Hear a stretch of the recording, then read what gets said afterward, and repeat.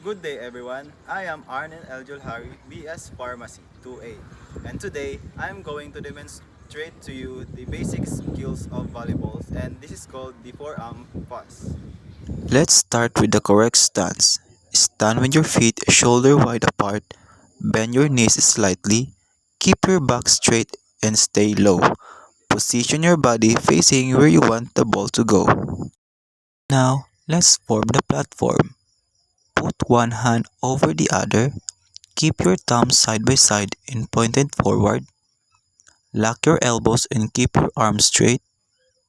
This flat surface is your platform. This is where the ball should hit. And that's the basic of the forearm pass. Keep practicing and you'll improve in no time. Thanks for watching.